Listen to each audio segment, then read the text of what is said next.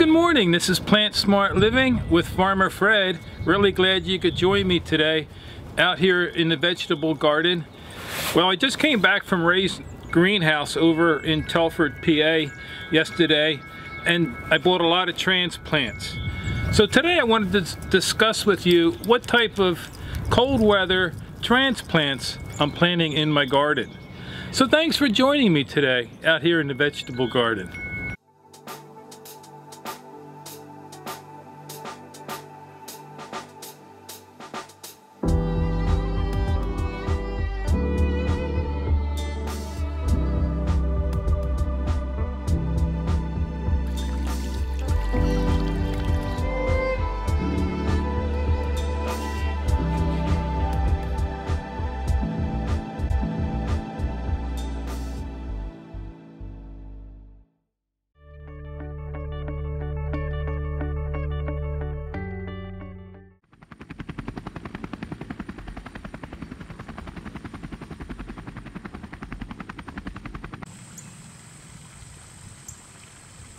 So I thought I would discuss these plants with you over at my garden center / workstation.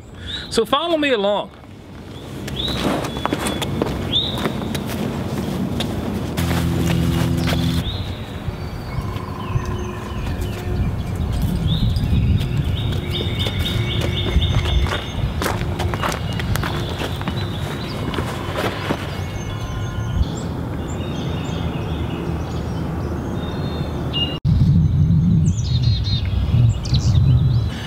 You know, that's one reason I love living in Pennsylvania, because you get to experience the 4 seasons.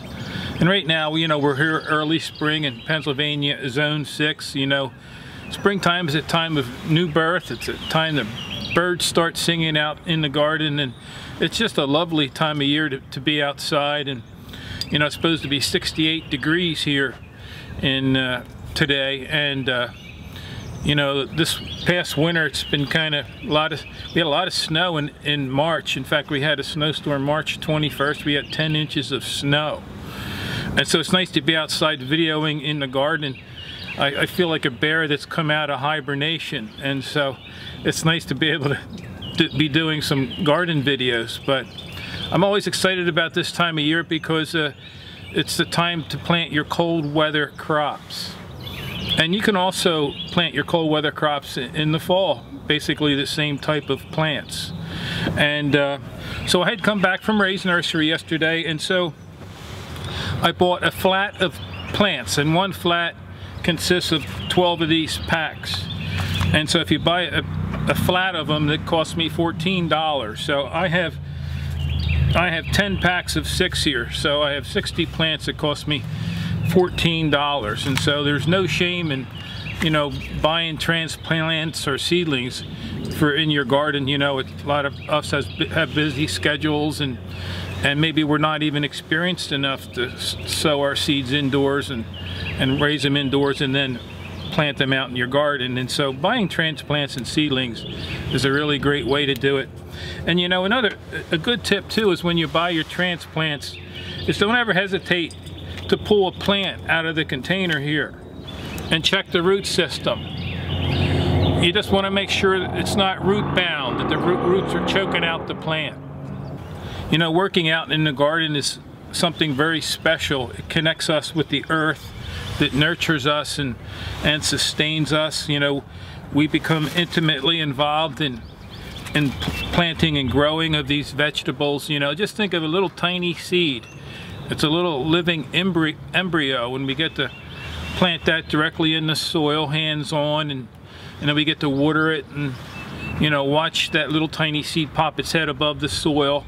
And so we have the opportunity to nurture and care for that little tiny plant as a mother would its newborn babe. And so it's really rewarding in many ways to be able to go out and work in the garden. You know, it's a time to relax. It's very peaceful out in your garden. It doesn't matter what size it is, you know, and so it's just a special time to be out there, and it's a real blessing to be able to have a garden and be able to watch these plants, you know, how they're going to produce a massive amount of food. You know, just think of the small amount of money that I spent there at Ray's greenhouse. It's going to feed us all summer, these greens, and we all know how healthy these greens are. And so anyhow, I just thought I would go through some of these cold weather crops that I bought from Ray's. And you know, there's other cold weather crops that were there, of course, that you could buy, you know, such as cabbage or cauliflower. They had Brussels sprouts, you know, there's mustard greens. There's just a lot of different cold weather crops you can plant in your garden, and I have done a lot of those in the past. And you know, I kind of refine what I plant in my garden over the years, and sometimes I'll stop growing something altogether and switch to something new. You know, again, gardening is a big learning curve. It's always growing and changing, you know, and you're always experimenting in the garden. So it's just a beautiful thing to watch your garden grow and develop over time. And so what I have here in front of me is 18 gypsy broccoli plants. And behind me, over on the right side of my 18-foot by 30-foot garden, that's where I plant my broccoli plants. Now, I do very little crop rotation here. I know out in the garden world you read a lot about how you should rotate your crops, but I've been planting that broccoli in the same spot for 4 or 5 years at least, and same with tomatoes and peppers. And you know, I do go through my garden and add about 2 inches of fresh composted leaf mulch that's amended with topsoil, and I also amend my soil with alfalfa pellets or alfalfa meal. But I do very little crop rotation, and as you can see by my videos, my crops do very well. And you know, you just want to try to make and keep gardening as simple and as pleasurable as possible. And so anyhow, this gypsy broccoli, here on the back of the label says, this heat-tolerant variety produces uniform domed heads and it matures in 68 days. And so our last frost date is May 15th. And you know, that's the thing about growing broccoli, is in the springtime there's just a short window of time where you can plant your broccoli and bring it to maturity and develop nice heads before that hot summer heat comes. Now, I do plant my broccoli under a low tunnel hoop house, which is protected by a spun bonded polyester, and I'm going to be doing a video later today about how you can install that in your garden. It's being proactive in your garden. You know, don't wait till those aphids and cabbage butterflies destroy your plants and cause disease, and then take action. You know, I always encourage gardeners to be proactive in your garden approach. But I have 18 plants here, and hopefully they'll be able to come to maturity before they start bolting, before the hot summer heat. You know, we don't often know when it's going to really start getting hot out, but you know, growing these underneath that row cover, the row cover cuts down light transmission, so it does offer a little bit of shade as the weather becomes hotter. And so next I have here is some red romaine lettuce. I have red and green romaine lettuce, and we just love our romaine lettuce. They have nice big leaves on them. Here it says here on the back of the label, tightly folded heads of crinkled burgundy red leaves with excellent flavor, and it matures in 70 days. Now obviously you can pick the leaves before it matures, even as they're much smaller.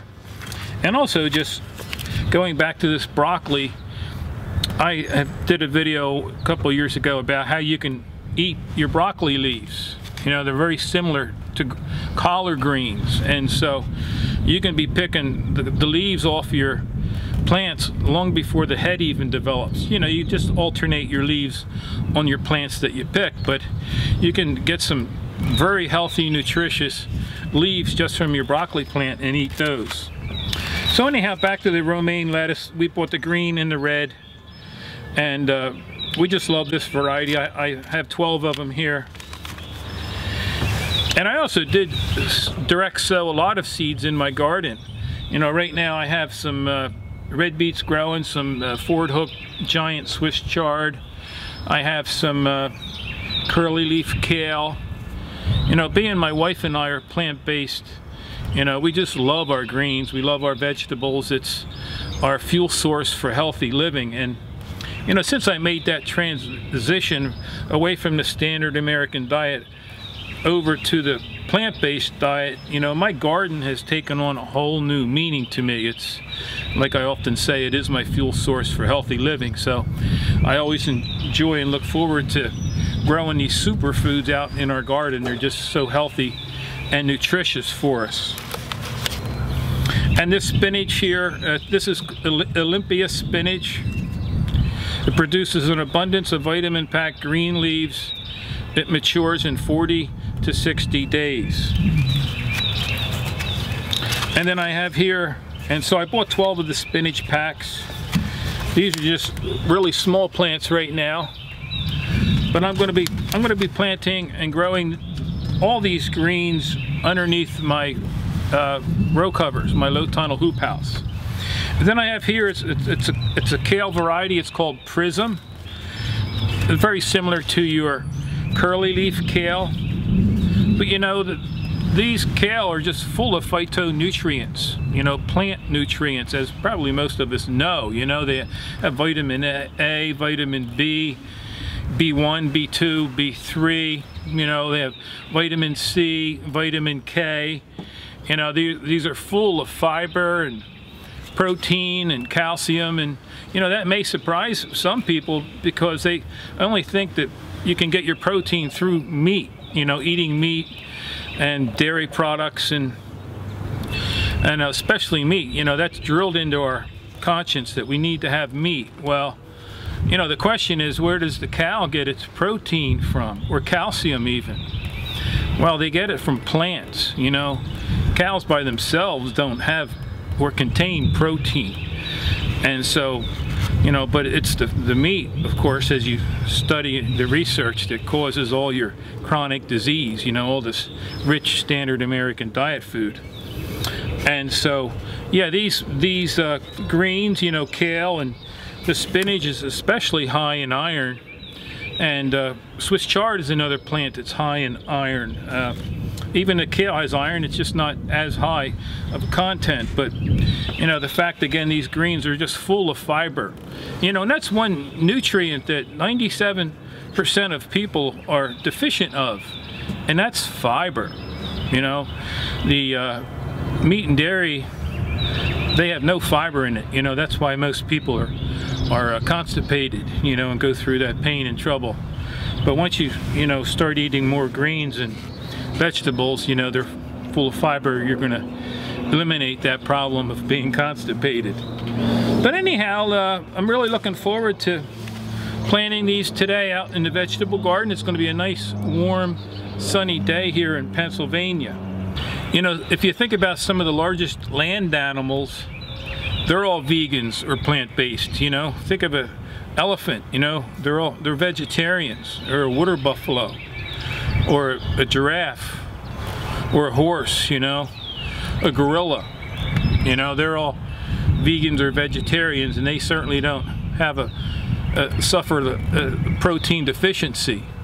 You know, in fact, there is no recorded case of protein deficiency, you know, in the United States, if you really do your research. And you know, that's the key, is you really have to research and study. You don't trust most information that you hear today, you know, because a lot of the big food industries and meat industries and dairy and medical system, they're all profit driven, you know, so you really can't always trust the information they're providing.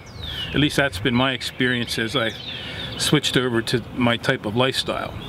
Well, anyhow, I hope this video was able to give you some ideas on what type of cold weather transplants you can plant in your garden.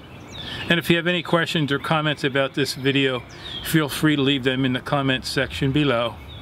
And you can also visit us at plantsmartliving.com. And there you can learn more about gardening and also how you can reclaim or restore your health by adopting a whole food, plant-based, vegan lifestyle.